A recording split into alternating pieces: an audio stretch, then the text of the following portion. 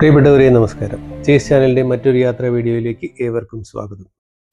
നമ്മുടെ ഇന്നത്തെ യാത്ര തൃശ്ശൂർ ജില്ലയിലെ ഇരിങ്ങാലക്കുടയ്ക്കടുത്ത് കാക്കത്തുരുത്തി എന്ന സ്ഥലത്ത് സീഷോർ ഫാം കാണുവാനാണ്. ഒപ്പം അതിൻ്റെ ഏറ്റവും അടുത്ത വഞ്ചിപ്പുര ബീച്ച് കൂടി നമ്മൾ സന്ദർശിക്കുന്നു.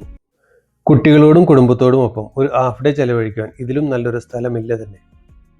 തീർത്തും ഒരു ഗ്രാമാന്തരീക്ഷത്തിലാണ് ഈ ഫാം സ്ഥിതി ചെയ്യുന്നത്. ഇത്തരത്തിലുള്ള മറ്റു പല ഫാമുകളിലും പ്രവേശനത്തിന് പോലും വലിയ തുകകളാണ് വാങ്ങുന്നത്. അപ്പോഴാണ് ഇവിടെ പ്രവേശനം പൂർണ്ണമായും സൗജന്യമായി നൽകുന്നത്. നാട്ടുകാരൻ കൂടിയായ സീഷോർ ഗ്രൂപ്പിന്റെ ഉടമസ്ഥൻ ശ്രീ സീഷോർ മുഹമ്മദ് അലിയാണ് ഈ ഫാമിന്റെ നടത്തിപ്പ്. ഖത്തറിലുള്ള 20ഓളം കമ്പനികളിലായി 7000-ലധികം ജീവനക്കാർ ഈ ഗ്രൂപ്പിന് കീഴിൽ ജോലി ചെയ്തു വരുന്നു. രാവിലെ 9 മണി മുതൽ വൈകിട്ട് 7 മണി വരെയാണ് ഈ ഫാമിന്റെ സന്ദർശന സമയം. ഫാമിലേക്ക് പ്രവേശിക്കുമ്പോൾ മുതൽ ചുറ്റുമുള്ള ഈ പച്ചപ്പ് നിങ്ങളുടെ മനസ്സിനും ശരീരത്തിനും ഒരുപോലെ തണുപ്പ് പകരുന്നതാണ്. ഫാം എന്നാണ് പേര് എങ്കിൽ പോലും കുട്ടികൾക്കും മുതിർന്നവർക്കും ഒരുപോലെ രസിക്കുന്ന കാഴ്ചകളാണ് ചുറ്റിലും. ഇവിടെ ജംഗിൾ ബുക്കിലെ മൗഗ്ലി അടക്കമുള്ള കഥാപാത്രങ്ങളെല്ലാം തന്നെ നിങ്ങളെ സ്വാഗതം ചെയ്യുന്നു.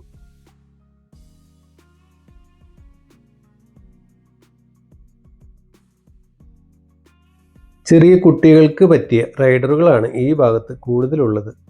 മൊത്തം 25 ഏക്കറോളം സ്ഥലത്താണ് ഈ ഫാം സ്ഥിതി ചെയ്യുന്നത്.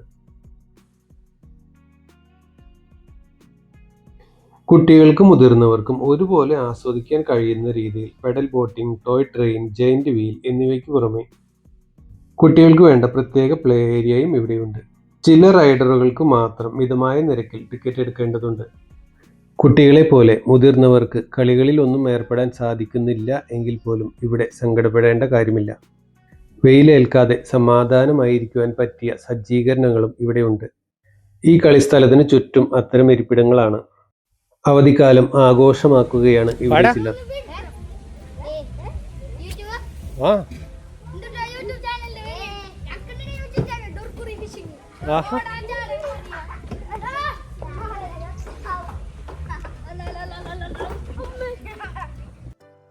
ചെറിയ മതിലുകളിൽ പോലും കുട്ടികൾക്ക് ഇഷ്ടപ്പെട്ട ചെറു ശില്പങ്ങൾ സ്ഥാനം പിടിച്ചിരിക്കുന്നു. കായ്ഫലമുള്ള നാരങ്ങയും മാങ്ങയും എല്ലാം ഉണ്ട് ഈ തൊടി നിറയെ.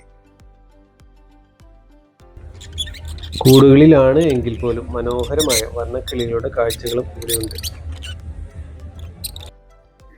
ഒപ്പം നമുക്കെടുത്ത് ഓമനിക്കാൻ തോന്നുന്ന ഗിനിപ്പന്നി കുഞ്ഞുങ്ങളും. അലങ്കാര ചെടികളുടെ ഒരു വലിയ ശേഖരം തന്നെ ഇവിടെയുണ്ട്. ചെടികൾ മാത്രമല്ല, വിവിധ ഇനം പനകൾ, നല്ല തെങ്ങിൻ തൈകൾ, മാവിൻ തൈകൾ എന്നിവയും ഇവിടെ കിട്ടും. സാർ, ഇത് എങ്ങനെയാണ് ഈ ഫാമിന്റെ പ്രവർത്തനങ്ങളും കാര്യങ്ങളൊക്കെ? ഫാമിന്റെ പ്രവർത്തനം എന്ന് പറയുമ്പോൾ നമുക്ക് കാലത്ത് 9 മണി തുടങ്ങി വൈകിട്ട് 7 മണി വരെ ഇതിന്റെ പ്രവർത്തന സമയം. എല്ലാ ദിവസവും അവധിയില്ലാതെ? എല്ലാ ദിവസവും. പിന്നെ മെയിനായിട്ട് ഹോളിഡേസിലാണ് തിരക്കുള്ള ഇത് വരാം, നല്ല തിരക്ക് വരാം. പിന്നെ പ്രത്യേകിച്ച് ഫ്രീ എൻട്രി ഇവിടെ സാധാരണ ഫാമുകളില് റേഡിയോ സെന്ററിലൊന്നും ഫ്രീ ആയിട്ട് കൊടുക്കാറില്ല.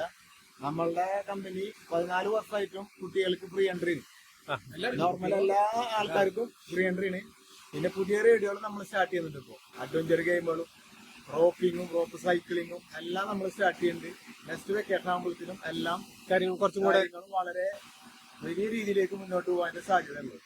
നമ്മളെ സീഷോർ ഫാം നഴ്സറി ആയിരുന്നു. ഫാം നഴ്സറി ഇട്ട് കളഞ്ഞിപ്പോ നമ്മ സീഷോർ എക്കോ പാർക്കാക്കി. കൂടുതലും നെയിൽ ഇന്ത്യയുടെ 14 റൈഡിനോട് വരാൻ പോകും. അതിപ്പോ ഒരു പറഞ്ഞ പോലെ rope line, zip line, rope cycling, rocket injector, അങ്ങനെ വെറൈറ്റി ആയിട്ടുള്ള റൈഡുകൾ ഇനി വരാൻ പോകും. അടുത്ത പ്രാവശ്യം വരുമ്പോഴേക്ക് ഇതൊരു വലിയ ഫാമായിട്ട് മാറും. ഫാം എടുത്ത് കളഞ്ഞു, എക്കോ പാർക്ക് ഉള്ളൊരു റൈഡുകൾക്ക് പ്രാധാന്യം നൽകുന്നതാണ്. ബീച്ചിലേക്ക് പോകാനും ഇവിടെ വന്ന് നമുക്ക് റൈഡില് ഇവിടെ പാർക്കിൽ വന്ന് കുട്ടികളായിട്ട് എൻജോയ് ചെയ്യാൻ പറ്റിയ വളരെ നല്ല അറ്റ്മോസ്ഫിയറുകളുള്ളത്. തീർച്ചയായിട്ടും. ഇത് നമ്മളെ കമ്പനി എന്ന് പറഞ്ഞാൽ സീഷോർ ഗ്രൂപ്പ് ഓഫ് ഖത്തറാണ്. അപ്പൊ അത് ഈ നാട്ടുകാരൻ തന്നെയാണ്, ലോക്കലായിട്ട് നമ്മളെ കൈപ്പമലത്തുള്ള ആൾ തന്നെയാണ് ഈ ഫാമിന്റെ ഓണർ. അത് വളരെ സപ്പോർട്ടീവ് ആണ് പബ്ലിക്കിന് വേണ്ടി. നമ്മളുടെ ഈ പാർക്കിന്റെ ഗെയിമുകളും ഒരുപാട് റൈഡുകളുണ്ട്. എല്ലാത്തിനും ഒരുപാട് നമ്മുടെ വീക്കെൻഡിൽ നമുക്ക് വളരെയധികം കസ്റ്റമറുടെ ലഭിക്കുന്നുണ്ട്. സ്കൂളുകള്, കോളേജുകള്, അതുപോലെ ചാരിറ്റി സംഘടനകള്, ബർത്ത്ഡേ പാർട്ടികൾ എല്ലാം നടത്താനുള്ള സ്കൂളുകളിൽ നിന്ന് പാക്കേജ് ആയിട്ട് ഇങ്ങനെ സ്കൂൾ പിള്ളേർ കുറെ എല്ലാ സ്കൂളുകളിൽ നിന്ന് വരുന്നത്. അത് നല്ല ലോങ്ങിനൊക്കെ ആൾക്കാർ വരുന്നത്. ഇതിപ്പോ ഗൂഗിളിൽ നോക്കിയിട്ട് എല്ലാരും ലോങ്ങിന്ന് വരുന്നത്. ഇത്രയും ദൂരത്തൊക്കെ വരുമ്പോ നമ്മൾ ആശ്ചര്യപ്പെട്ടു പോകും. ഇവിടുന്ന് 4-5 കിലോമീറ്റർ കഴിഞ്ഞ് ബീച്ചായി. പിന്നെ ഇവിടെ birthday, anniversary party, marriage function എന്തുകൊണ്ട് നടത്താനുള്ള വലിയ ഓഡിറ്റോറിയം ഉണ്ട്, ഫുഡ് കോർട്ട് ഉണ്ട്, എല്ലാ സൗകര്യങ്ങളും നമ്മുടെ എല്ലാത്തിനും സൗകര്യമുണ്ട്. Okay, thank you. ഒരു വലിയ സിനിമയ്ക്ക് വേണ്ടി സെറ്റിട്ട പോലെയാണ് ഈ ഫാമിലെ കാഴ്ചകൾ മിക്കതും. ഇതുപോലെ തണൽ വിരിച്ച വഴികളിലൂടെ നമുക്ക് എത്ര ദൂരം വേണമെങ്കിലും നടക്കാം.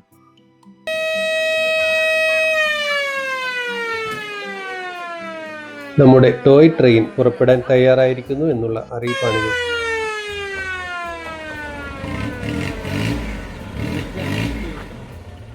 ഒരു ചെറിയ തുക കൊടുത്താൽ നമുക്ക് ഈ ട്രെയിനിൽ ഇരുന്നു കൊണ്ട് തന്നെ ഈ ഫാം മുഴുവൻ ചുറ്റിവരാം. കുട്ടികൾക്കതൊരു രസകരമായ അനുഭവമാകും.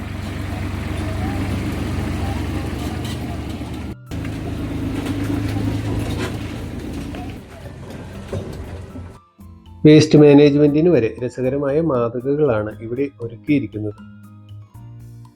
4 പേർക്ക് സഞ്ചരിക്കാവുന്ന പെഡൽ ബോട്ടുകളാണ് ഇവിടുത്തെ മറ്റൊരു ആകർഷണ കേന്ദ്രം.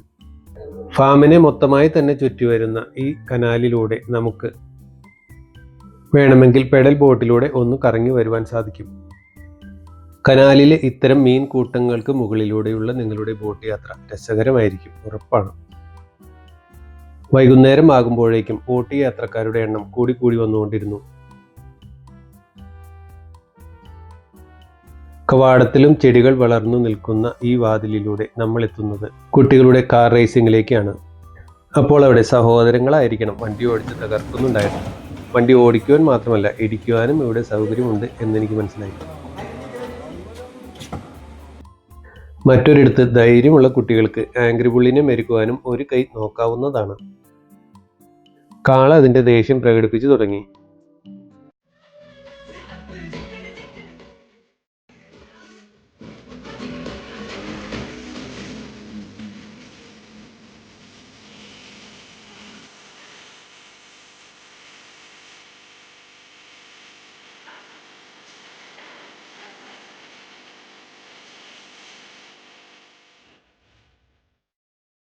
ഇനി ഒട്ടകത്തെയും കുതിരകളെയും കാണുവാനുള്ള വഴിയിലാണ്.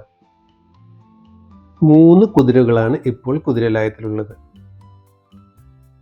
കുതിര സവാരിക്കുള്ള സൗകര്യവും ഇവിടെ ഏർപ്പെടുത്തിയിട്ടുണ്ട്. ഒരു രാജകീയ തേരിനൊപ്പം ഒരു ഒട്ടകരാജനും ഇവിടെ വിശ്രമിക്കുന്നു. ജീവനുള്ള ആനയെ തൊട്ടടുത്ത് നിന്ന് കാണുവാൻ പേടിയുള്ളവർക്കായി ഒരു ഗംഭീരൻ ആനയെ തന്നെ ഇവിടെ ഒരുക്കിയിട്ടുണ്ട്.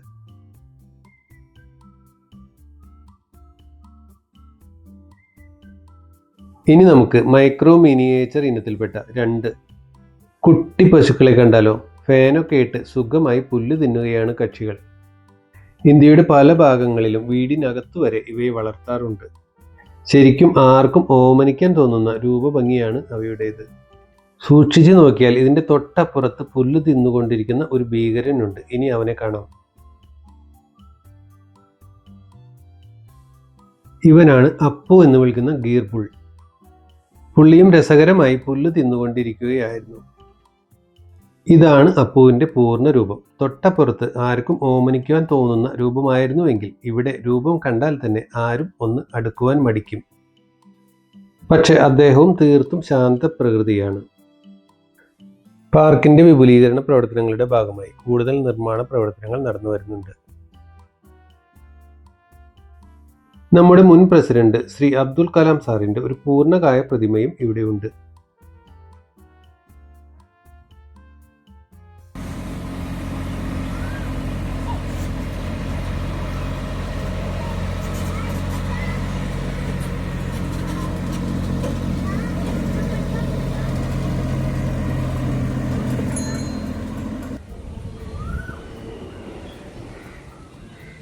വിവിധ ഇനം നായ്ക്കളും ഇവിടെ നിങ്ങളെ കാത്തിരിക്കുന്നു.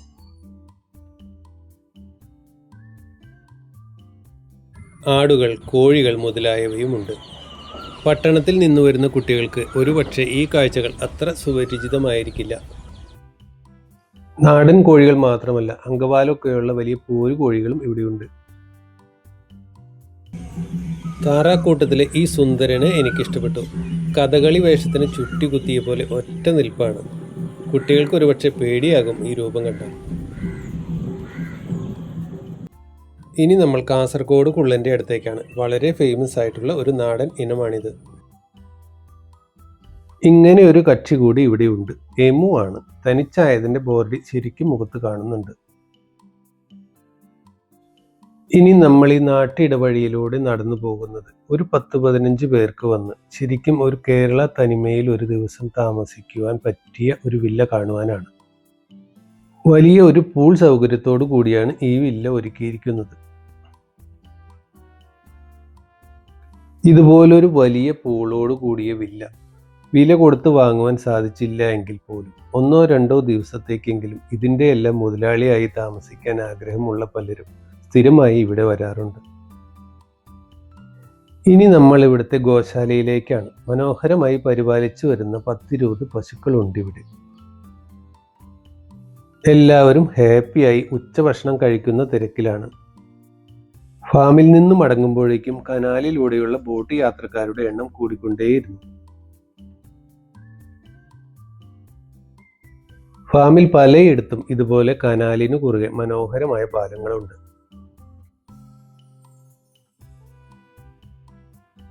ഇവിടെ ഇങ്ങനെ ഒരാളുണ്ട്. ഒരു വലിയ കൂട്ടിൽ പുള്ളിയും ഒറ്റയ്ക്കാണ്. പാലം ഇറങ്ങി നേരെ ചെല്ലുന്നത് നല്ല ചൂട് ചായയും ദോശയും കിട്ടുന്ന കഫ്റ്റീരിയയിലേക്കാണ്. ചായ കുടിച്ച് കനാലിനരികിലൂടെ യാത്ര തുടർന്നു. വളരെ വൃത്തിയായി തന്നെ ഈ ഭാഗങ്ങളെല്ലാം സൂക്ഷിച്ചിരിക്കുന്നു. അതുകൊണ്ട് തന്നെ എത്ര നടന്നാലും നമുക്കൊരു മടുപ്പ് അനുഭവപ്പെടുന്നില്ല. ഇത് മനോഹരമായി നിർമ്മിച്ചിരിക്കുന്ന ഒരു വേസ്റ്റ് ബിൻ മോഡലാണ്. നമ്മുടെ വഴിയിലുള്ള കമ്പിക്കൂടുകൾക്ക് പകരവും ഇതുപോലെയൊക്കെ ആവാം അല്ലേ? രസകരമായ മറ്റൊരു പാലം കൂടി കടന്ന് വീണ്ടും കനാലിൻ്റെ മറുകരയിലേക്ക്.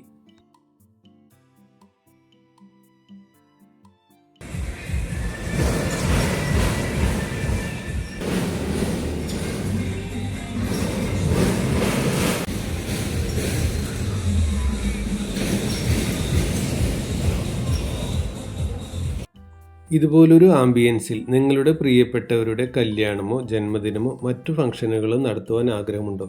അതിനും ഇവിടെ സംവിധാനമുണ്ട്. ഇതുപോലൊരു വലിയ ഹാളിൽ നിങ്ങൾക്ക് ഇഷ്ടപ്പെട്ട ഫംഗ്ഷനുകൾ നടത്താം. നിങ്ങളുടെ അതിഥികൾ വയറു മാത്രമല്ല മനസ്സും നിറഞ്ഞായിരിക്കും ഇവിടെ നിന്ന് മടങ്ങുക. ഇവിടെ നിന്ന് മടങ്ങുമ്പോൾ എൻ്റെ മനസ്സിൽ തോന്നുന്നത് നമ്മുടെ ഗ്രാമങ്ങൾക്ക് ആവശ്യം ഒരുപാട് ബാറുകളല്ല, കുടിച്ചു പൂസായ ജനങ്ങളെയുമല്ല, കുട്ടികളോടും കുടുംബത്തോടുമൊപ്പം കുറച്ച് സമയമെങ്കിലും സമാധാനമായി ഇരിക്കുവാൻ പറ്റുന്ന ഇതുപോലുള്ള ഇടങ്ങളാണ്. ഇവിടെ നിന്ന് 3-4 കിലോമീറ്റർ മാത്രമാണ് ഏറ്റവും അടുത്ത വഞ്ചിപ്പുര എന്ന ബീച്ചിലേക്കുള്ള ദൂരം. സൂര്യൻ കടലിലേക്ക് ഇറങ്ങുന്നതിന് മുൻപേ അങ്ങോട്ടേക്ക് എത്തണം.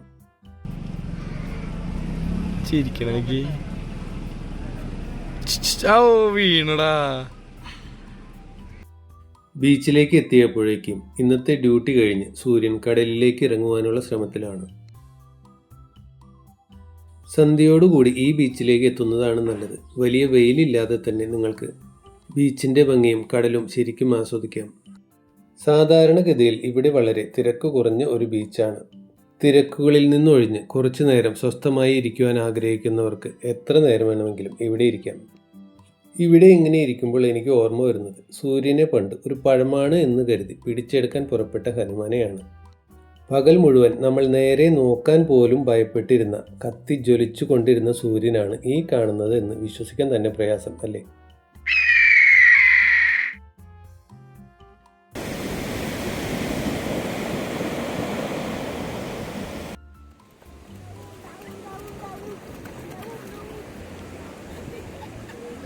പഞ്ചാര മണലിലെ ഇവരുടെ കളികൾ കാണുമ്പോൾ ഞാനും മനസ്സുകൊണ്ട് ഒരു കുട്ടിയാണ്. പകൽ സമയത്താണ് ഇവിടെ എത്തുന്നത് എങ്കിൽ പോലും നിരാശനാകേണ്ടി വരില്ല. ബീച്ചിലൂടെയുള്ള നടപ്പ് അത്ര എളുപ്പമായിരിക്കില്ല. പക്ഷേ ഈ വലിയ തെങ്ങുകൾക്കും കാറ്റാടി മരങ്ങൾക്കും താഴെ ഇരുന്ന് നിങ്ങൾക്ക് ഈ ബീച്ചിൻ്റെ ഭംഗി ആസ്വദിക്കാം. നമ്മൾ മടങ്ങുകയാണ്. അപ്പോഴാണ് സുബൈദ താത്തൻ്റെ മലയാളീസ് എന്നു പേരുള്ള ഈ പാനിപ്പൂരി കട കണ്ടത്.